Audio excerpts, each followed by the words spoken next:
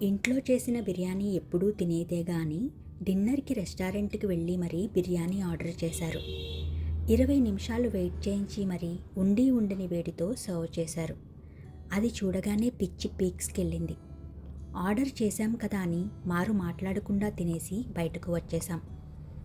అప్పటి నుండి ఇంట్లో చేసుకుని వేడివేడిగా తిందామనుకుంటే ఈ వేసవికాలం వేడికి కిచెన్‌లో ఎక్కువసేపు ఉండలేకపోతున్నా. నిదానంగా ఉండేదే ఆదివారం.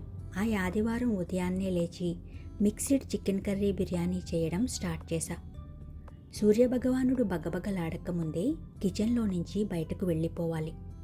వేడివేడిగా చికెన్ బిర్యానీ ఊదుకుని తింటే గాని ఆత్మారాముడు శాంతించేలా లేడు. తినడానికే పుట్టినట్టు అనిపిస్తుంది ఒక్కొక్కసారి. మసాలాలు ఏది పడితే అది వేసేసి ఏదో ఒకటి చేసేసి ఫ్లేవర్ పోగొట్టడం నాకు అస్సలు ఇష్టం ఉండదు. ఏ డిష్ ఫ్లేవర్ ఆ డిష్కి ఉంచాలి. అప్పుడే ఆ డిష్కి విలువ. మెట్టుమెట్టుగా ఒక్కొక్కటి వేసి ఆఖరి మెట్టుగా గంటసేపు నానబెట్టిన బియ్యాన్ని వేయాలి. బియ్యంలోని చెమ్మ ఆరేంత వరకు వేయించాలి. బియ్యానికి సరిపడా నీరు పోసి రుచికి సరిపడా ఉప్పు, చెక్క నిమ్మరసం వేసి 30% ఉడికించాలి. ఈ స్టేజ్లో ఉన్నప్పుడు చక్కని చిక్కటి చికెన్ కర్రీని వేసి మిక్స్ చేయాలి. ఇందులో వేసిన చికెన్ కర్రీ మన ఛానల్లో అప్లోడ్ చేశాను, ఒక్కసారి చెక్ చేయండి.